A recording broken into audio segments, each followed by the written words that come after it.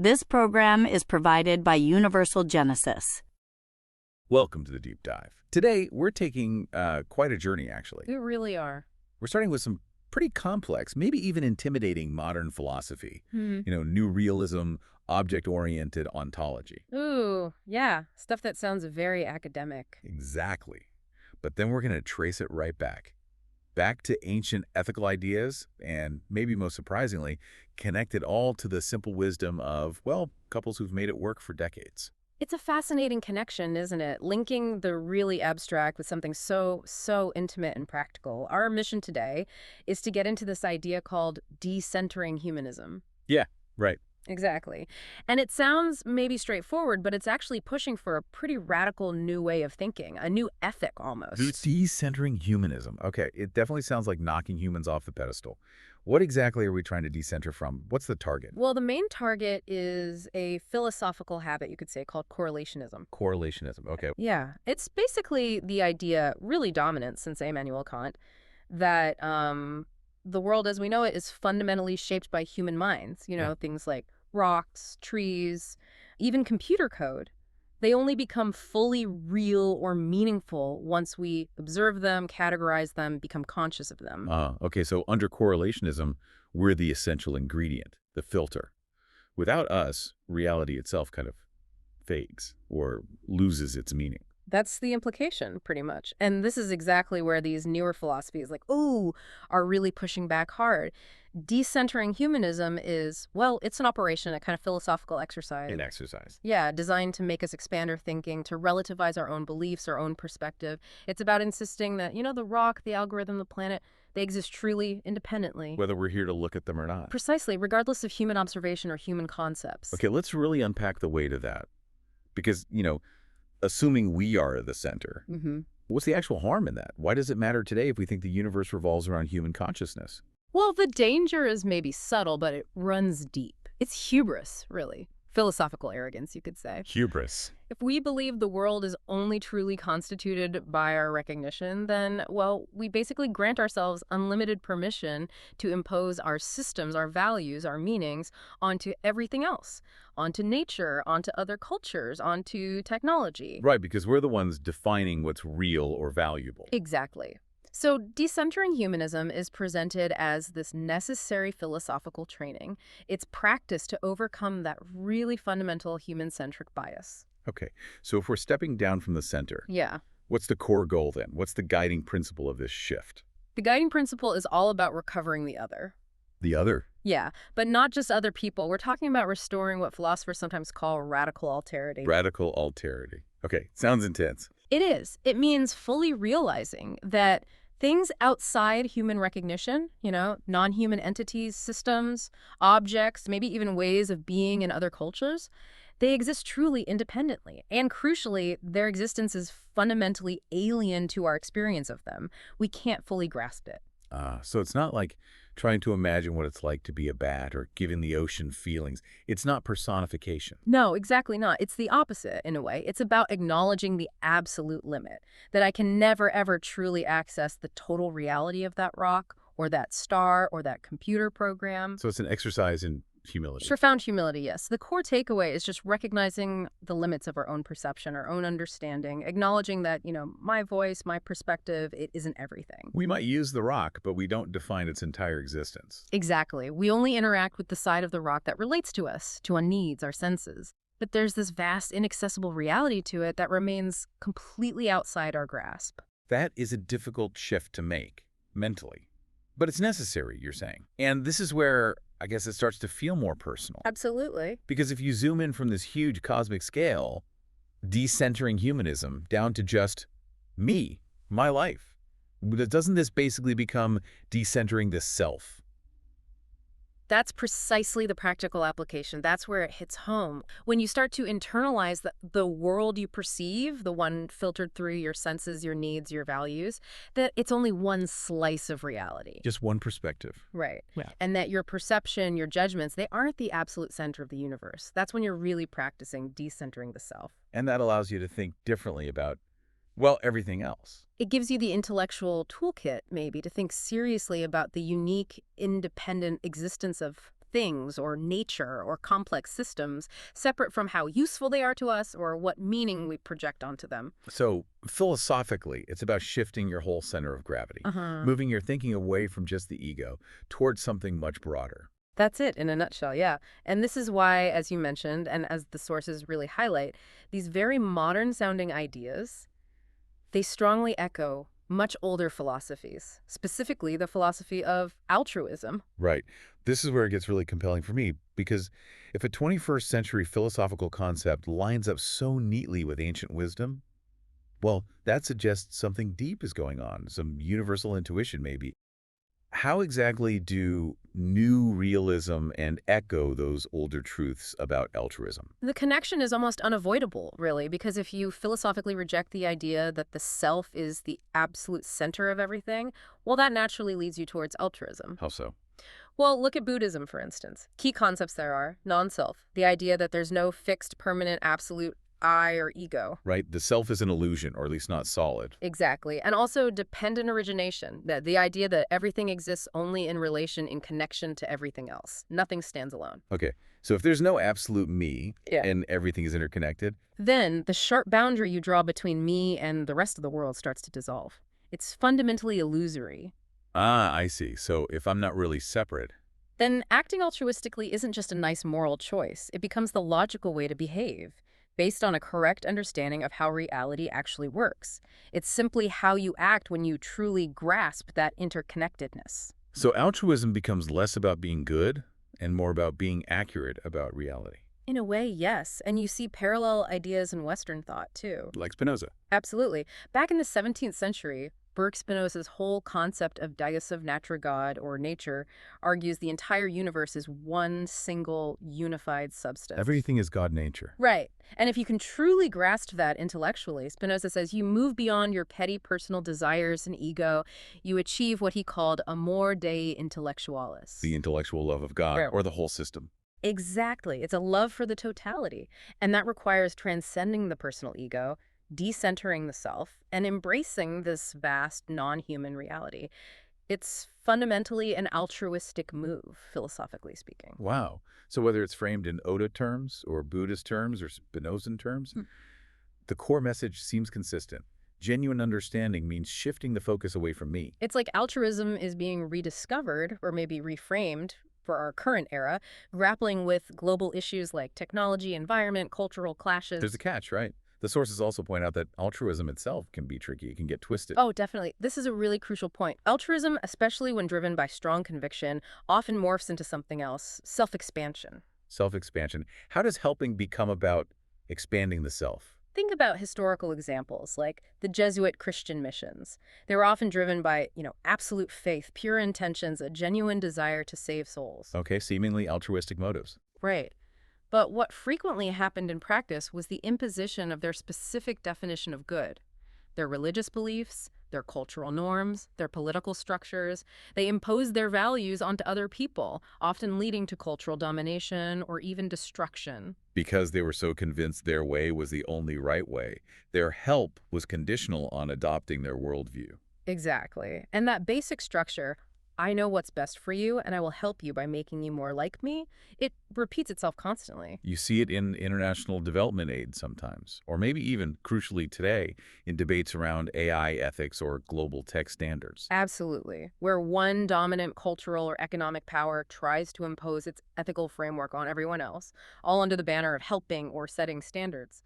When you're convinced your voice, your values are universal, even your attempts to help can become a form of invasion. Okay, so this is a serious problem. If even well-intentioned helping can be corrupted by this underlying self-centeredness or correlationist thinking, what does genuine, mature altruism look like? What should we be striving for? It requires something the sources touch upon. Maybe we can call it ontological humility. Ontological humility. Humility about being itself. Yes. The highest form of altruism, perhaps, moves right past that I save you or I guide you structure. Instead, it focuses on something more fundamental, thinning the very distinction between self and other. Thinning the distinction.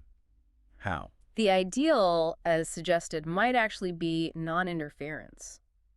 Yeah. Respect through non-interference. Non-interference. That sounds passive. Yeah. Almost like indifference. If someone is clearly suffering or injustice is happening, non-interference the right response. Couldn't that just be laziness or avoiding responsibility? That's the absolute razor's edge, the critical tension. It's not meant as indifference. This non-interference, this silent reverence, it's meant as a deep respect for existence itself. Okay. It echoes some very old ideas, actually, like Lao Tzu's concept of wu-wei, non-action, which doesn't mean doing nothing, but acting without self-serving motives, acting in harmony with the way things are. Acting without imposing your ego onto the situation. Precisely. Or think of the philosopher Emmanuel Levinas, who stressed the absolute inviolability of the other person's face. The idea that the other person's existence makes an ethical demand on you precisely because they are radically other, beyond your complete grasp. So it's about respecting the boundary. Acknowledging that the other person or the other thing has its own reality that you shouldn't just trample on. Exactly. And in the context of OOO, this connects to the idea of an ethics before ethics. It's about the fundamental acceptance that the existence of that stone or that wind current or that different culture, it exists beyond its meaning for us. It has a right to be, independent of our plans or understanding. We should respect that primary fact of existence. Okay, I can see how that works as an ideal, maybe when dealing with, say, nature or abstract concepts. But what about everyday life? When the others are not abstract things, but, your family, your partner, your neighbors. You're sharing space, resources. Small conflicts seem unavoidable, as they say, little clashes. And that's the perennial challenge, isn't it? Living together, the ideal of pure non-interference immediately runs into the practical reality of coexistence. Right? Because when you share space, when your lives are intertwined, your mere existence inevitably affects others. And sometimes, true non-intervention in the face of clear harm or need does become injustice. It becomes neglect. So real-world altruism, living together altruism, can't just be a static rule of don't interfere. It has to be something more fluid. Exactly. It becomes less of a fixed principle and more of a delicate skill, a constant negotiation. It's about perpetually adjusting. How much interference is appropriate here? How much is permissible? The balancing A act. dynamic balance, yeah. It requires constant judgment, wisdom, empathy, figuring out when stepping in is necessary to prevent harm or offer genuine support, versus when stepping back is crucial to respect the other's autonomy, their world. And this. This brings us right to that surprising connection the sources made, the secret of those old couples, the ones who've been together 50, 60 years, and when asked the secret, they say something like, we just don't interfere with each other too much. It's amazing, isn't it, that everyday, hard-won wisdom perfectly mirrors these quite abstract philosophical insights. How so? Because it sounds a bit cold, maybe, on the surface? We don't interfere. But it's not coldness, usually, and it's not apathy or having run out of things to say. It's actually a sign of profound, mature respect. Respect for what? Respect for the other person's world, their time, their space, their routines, their way of processing things, their inner life. It's the practical, lived, emotional acknowledgement of the other person's radical alterity, their fundamental otherness, even in intimacy. Wow, so they're basically practicing O without the jargon, giving each other philosophical breathing room? In a very real sense, yes. Graham Harman, one of the key O figures, makes this point. No entity, not even spouses deeply in love, can ever fully access or fuse with the complete inner reality of another entity. There's always a withdrawn, inaccessible core. You can't fully know them. Never fully. So coexistence, even loving coexistence, is always about maintaining a certain necessary distance, even while being close. It's like the philosopher Jean-Luc Nancy talked about être avec, being with, which implies being together without merging, acknowledging the essential separateness. So the ultimate relationship secret is accepting that your partner is fundamentally a universe you can never completely map or control. And respecting that fact. It's perhaps the highest form of relational respect. And that kind of humility, that acceptance of the other's independent reality, is exactly what you gain from this whole philosophical practice of decentering. It's what allows you to survive, maybe even thrive, alongside realities you don't control. So, okay, bringing it all together, what's the ultimate takeaway from this practice?